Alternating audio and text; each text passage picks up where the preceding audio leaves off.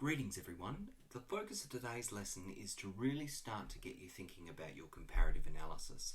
If you followed last lesson's guide, you should have come up with a rough table, and the table should essentially have a number of paragraphs. We're aiming for about 4 paragraphs, and you're aiming to have that idea that resounds within the paragraph. You're aiming to think about what the techniques are going to be, what the evidence is going to be, kind of elements like that, because unless you've sort of got those basic elements in place, you really can't begin to plan.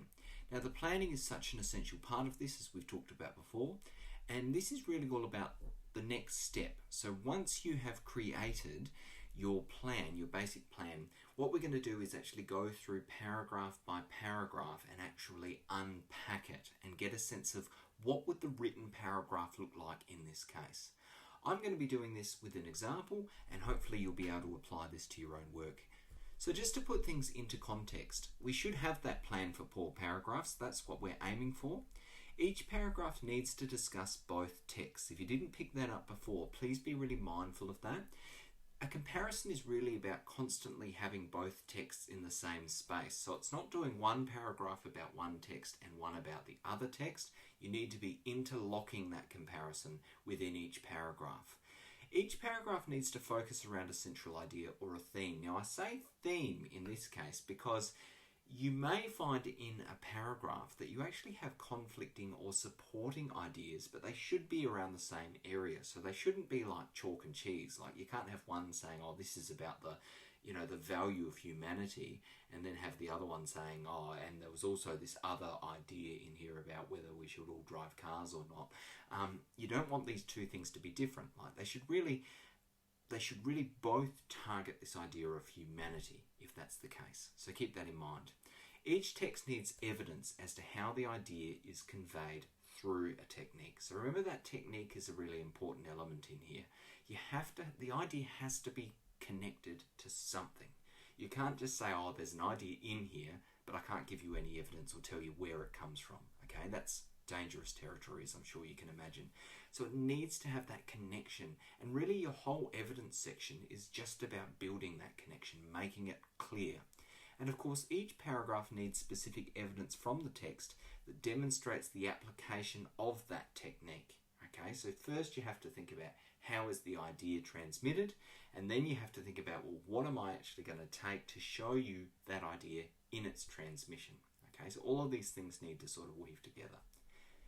I encouraged you last lesson to actually think about your text separately. I've come up with a bit of a list. Now, I'm comparing 2 of our study texts, Arlington Road and Fahrenheit 451. But this is a really good way to go about it, because I guess the key thing is you don't really want to be reaching for something that's not necessarily there. So looking at your text separately using one of the 2 methods that were in last week's video is a really great way just to sort of get your mind open about what you're really looking at. Now, I've mentioned there's a couple of different approaches you can take.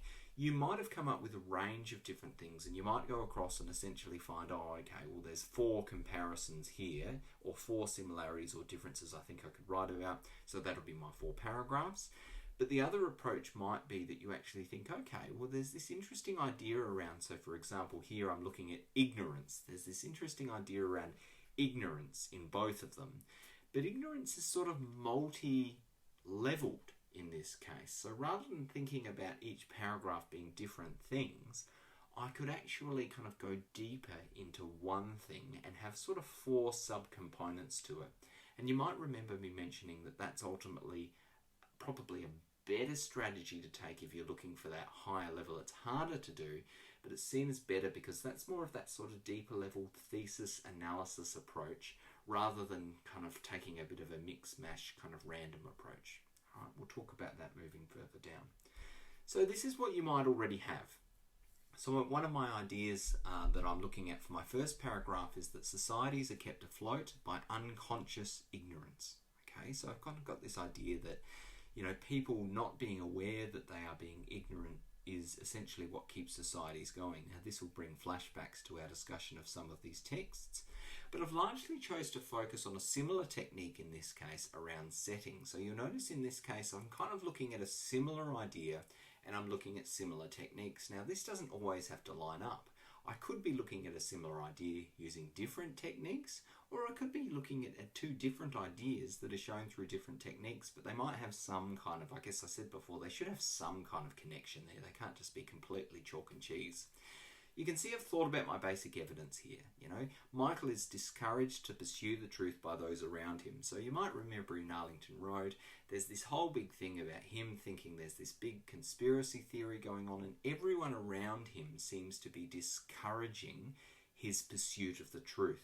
Almost like they were just quite happy just to let it go and just not think about it, and why can't you? You'll know that that's a similar thing in Fahrenheit 451, where there's that active discouragement of independent thought that we see. And notice how I'm not linking this to a particular character, though I do mention Michael in the evidence section. This is more about the world that this story is born into. It's less about the individual character and more about all of the bits and pieces around this that demonstrate people's general belief that it's better to be ignorant than to be aware. I've just added this little section at the bottom. This wasn't in the original template that I gave you, but I do think, again, if you're looking for that really high level, this is a good way to be thinking about what does each text offer that's different. You actually don't want to end each paragraph by getting to this point of sort of saying, oh yeah, and therefore they say exactly the same thing. That's actually not a great comparison. You should be celebrating and recognizing the differences, and I made a point about this last week, in the sense that you need to kind of be revealing that your comparison of these two texts has ultimately made you aware of something that no one text could have illustrated on its own. So it's like the combination of these two things has created a greater understanding than you would have any other way. It's not saying, oh, this text says this and this text reinforces that. Think about the differences that each one brings. What does each text offer that is different and unique? So if you're in this position, and I'm hoping that some of you are kind of around this area, what you then do is you plan it out. You kind of throw it through your head and you make sure everything adds up. So what that's really about is taking this fairly simple plan for each paragraph and moving into something a little bit more complex. Now, for me, it looks like this. I've basically just broken down the shell of what that paragraph would look like in a series of dot points and sections. Okay, so I haven't done anything too crazy here, but what this really helped me do is to actually sort of make my way down and make sure that all of the elements actually connected. And that's a really important thing, because if they don't, you actually can really discover that quite easily during this dot point process when you're just trying to get all your different dots and sentences and statements in alignment, rather than trying to write the thing, because often, as I think we all know, you can get a bit lost in the convoluted nature of your own analysis when you're trying to weave everything together. So this was just a really simple way of just taking some of the points that I had in my previous slide and just really dot pointing them out. So you can see I've kind of got a rough start here. I guess if I'm using a teal kind of language, I might say that's my topic sentence, but I am straying away from that a little bit, and you'll see what that looks like soon. Both texts illustrate elements of their societies that rely on ignorance to function.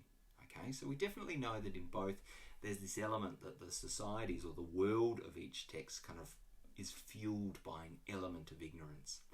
Arlington Road is set at a time where people are shown to take the media at face value, and that's represented through the use of lighting. So I just added that last bit on. Notice I'm not really worried too much about my sentence construction, but I just really recognise, you might remember the table I showed you last week that showed the basic narrative techniques. So setting is one of those techniques, but setting is different in a novel than it is in a film, because I use different sort of sub-techniques to bring that out.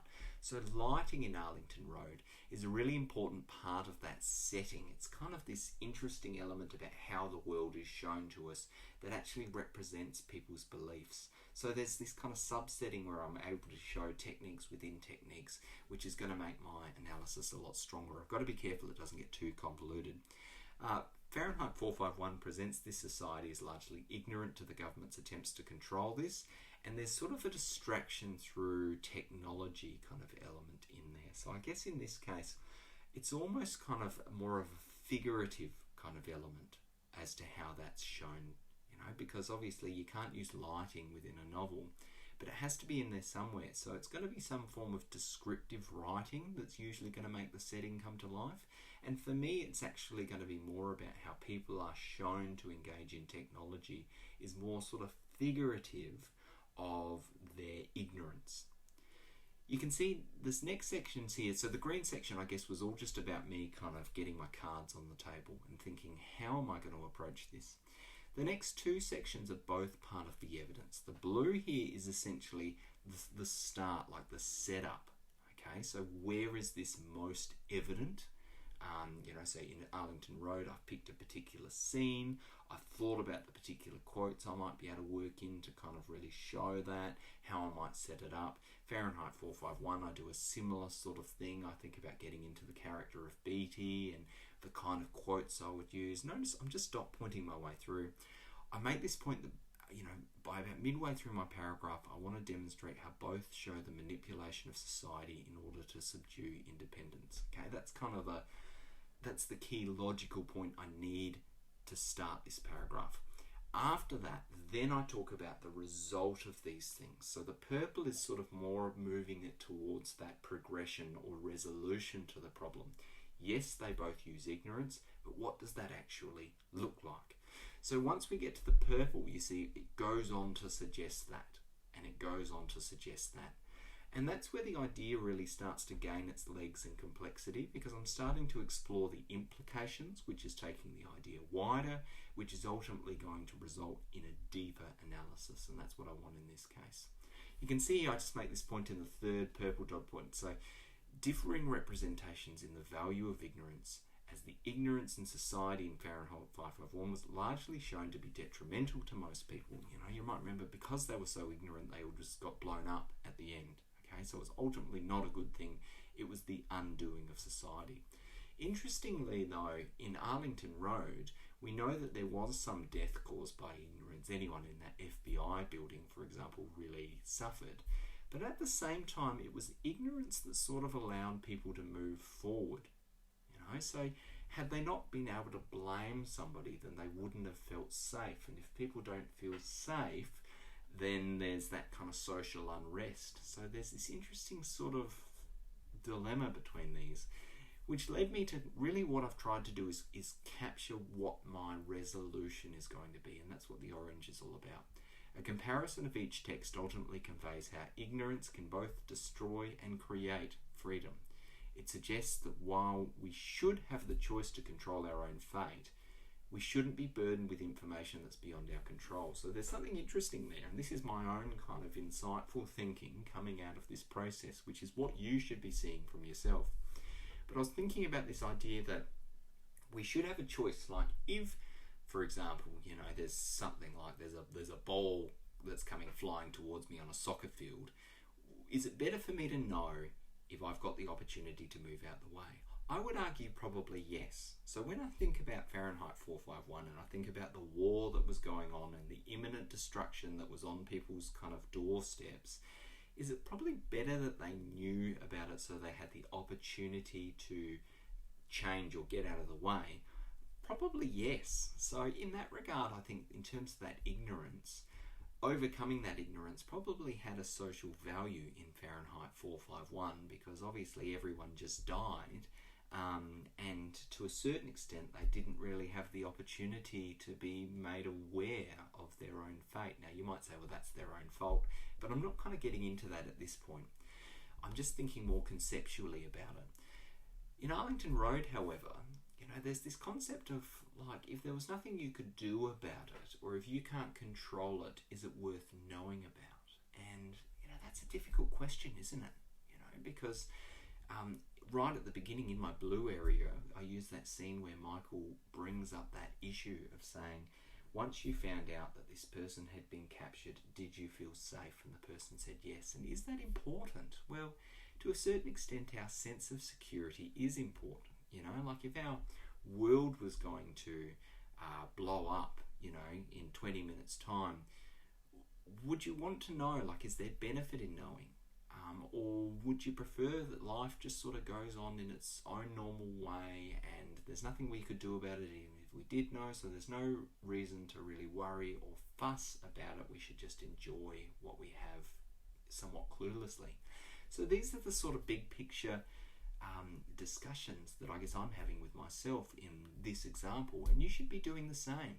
So it's about getting into that sort of deep, almost philosophical, conceptual level discussion about where's the actual push and pull of these texts, and what does it ultimately tell us? Like when we talk about ignorance, is there circumstances where ignorance can be a good thing?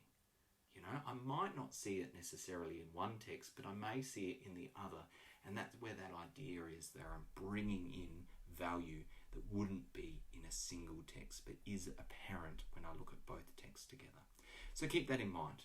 Look, I've talked you through this just in the hope that you can go through a similar type of thing, and I really look forward to talking to each of you about how this begins to unpack in your process. Yours doesn't have to look like this for me, this is how I did mine, but it would be good to just have some form of almost, as you can see here, plotting it out, spelling it out, thinking what would I put first, what would I put second, where would that lead, where would I start, what do I need to establish, where would I take that to, what would the implications of that be? All of these questions are really important in building the quality of your work. From here, I can move on and look, here's paragraph 2. Now, I'm not going to do the whole thing again, so don't panic. You're probably already somewhat bored to death, but hopefully this has given you just a bit of an idea about how you can move forward from that initial plan into something that's actually starting to look like quite a deep, sophisticated essay. And as mentioned, once you have these things down, these make great conversations to have with me before you start writing, because it really allows us to pick apart what you're trying to say and build that clarity into it. I was just going to say about this, so this is paragraph 2 for me, and you notice my first one was all about ignorance, that idea that ignorance is ultimately kind of something that societies rely upon. So notice now paragraph 2 has gone into this idea of awareness, like the awareness of our fragility is ultimately destructive. So notice that's a natural kind of segue from where I was talking about should society promote ignorance. And now I'm more looking at it from the perspective of the individual. So now I'm starting to look at this idea of Michael, who, as we know, like Michael attempts to find the truth and it ultimately destroys him. So was his awareness worth it, or would he have been better to stay ignorant? How does that link on to that idea of kind of being aware of things out of your control? But then I also had this element of Granger. Granger sort of argues that it's our willingness to make the world better that's all that's really worth having. So there's this interesting sort of element, because to a certain extent we never see Michael hailed as a hero for his sacrifice, and it's largely because no one other than us, the viewer, actually knows that. But the words of Granger have weight in regards to Michael's situation, and again that's just another example of me kind of weighing up the depth of conversation that I really want to pull through my piece and starting to bring that complexity and insight into it. I hope that this video has given you something positive to think about in terms of taking your process forward, and I hope that you'll continue over this week to get to a point where you've got a pretty good understanding of the flow and function of each of your paragraphs. To give you a timeline update, the hope would be that we're actually ready to start writing our pieces and drafting our pieces from the beginning of next week. I look forward to seeing your progress. Thanks.